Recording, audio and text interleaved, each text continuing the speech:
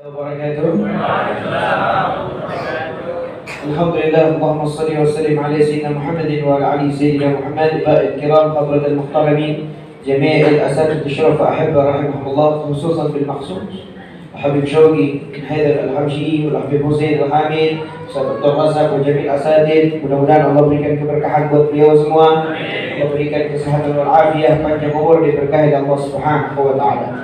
Alhamdulillah, pada sore hari ini kita berkumpul di tempat ini. Mudah-mudahan Allah berikan rahmat, taufik dan hidayahnya buat kita. Hadirin wal hadirat rahimahullah, ketahuilah bahwasanya kami orang-orang yang berdakwah di jalan Allah Subhanahu wa taala, yang menghabiskan waktu kami untuk di jalan Allah Subhanahu wa taala, kami hanyalah pembantunya Rasulullah sallallahu alaihi wasallam. Setiap ada kampung, ada wilayah, ada tempat yang dimana di situ banyak masyarakat dan warga, disitulah cahaya Rasulullah menjadi tugas kami untuk masuk ke dalam kampung tersebut dan tempat tersebut.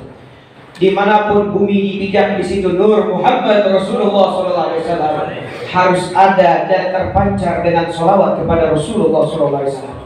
Oleh sebab itu, adanya majelis-majelis semacam ini, tujuan kami tidak lain dan tidak bukan, khususnya Habib Syauqi bin Haidar al-Habsyi, hanya untuk memperkenalkan kepada diri kami dan kepada warga dan masyarakat serta pecinta Allah dan Rasulnya, inilah majelisnya Rasulullah SAW. Ini majelis yang disebut nama Allah dan Rasulnya. Ini majelis yang dikaji ilmunya Rasulullah. Ini majelis yang membuat kita lebih dekat dengan Allah Subhanahu wa taala. Inilah majelis yang membuat kita makin cinta dengan Allah dan Rasulnya. Dan orang yang hadir di majelis ini, yang kata Nabi SAW, ini yang dikategorikan sebagai taman surganya Allah Subhanahu wa taala. Mudah-mudahan Allah kumpulkan kita di surganya Allah. Amin ya rabbal alamin. Hadirin yang dirahmati Allah Subhanahu wa taala, alhamdulillah, majelis ini yang insya Allah setiap awal bulan dari Habib Syauqi menyampaikan, mudah-mudahan semuanya bisa istiqamah untuk hadir di majelis ini, mensyiarkan dakwah agama Allah Subhanahu wa taala, menjadi kebaikan buat kita semua. Dan ketahuilah, majelis semacam ini tidak dirasakan pada hari ini, tapi dirasakan dengan seiringnya waktu. Ketika kapan? Ketika seperti orang yang sedang pandemi gak hadir majelis, akan dihilangkan majelis semacam ini. Ketika orang yang sedang tugas keluar kota, pergi ke luar kota, jauh dari majelis, akan merasa betul-betul ternyata majelis ini menghangatkan, membuat kita menjadi ingat dengan Allah dan Rasulnya. Tapi kalau lagi kumpul di tempat ini, kadang banyak orang yang suulon, saya hadir majelis mau utang, gak beres-beres.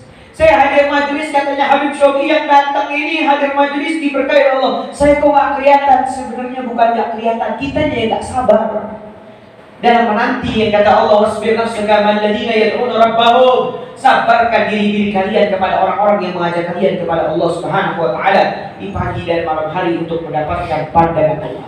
Cuman kadang orang mau naik ke puncak gunung, baru nanjak 200 meter, dia anggap udah tinggi, dia kecapean, turun lagi cari gunung lain, akhirnya gak nyampe-nyampe ke puncaknya.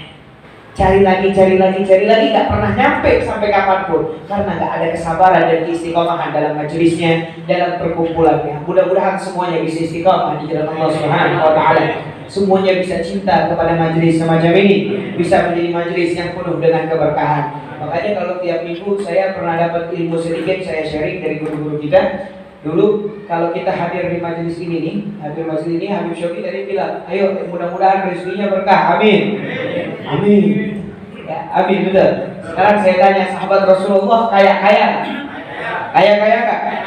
Pernah satu kisah di hadisnya Nabi SAW, ada satu kisah bahwasanya ketika sahabatnya Nabi SAW itu kaya-kaya, ternyata ketika di majelisnya Rasulullah SAW, mereka doanya bukan minta kaya, tapi minta miskin.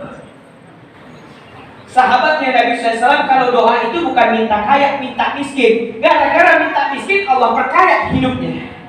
Kita mintanya banyak yang miskin. Sahabat Nabi mintanya miskin, banyak. Tinggal gimana kita menyikapi. Kalau sudah 10 tahun tiap hari doa minta kaya, gak mau kaya-kaya, sekarang coba minta miskin. Nanti kan dikabulin, beb, kan udah miskin. Masa doa takut? Kadang yang memperkaya dan yang mempermiskin siapa? Orang teriak tiap malam minta kaya, kalau Allah bilang miskin, ya miskin saja. Orang tiap malam minta miskin, kalau Allah bilang diangkat derajatnya jadi kaya, berkah ya berkah. Semua balik lagi kehendak Allah. Cuma kehendak bagaimana penghambaan kita kepada Allah.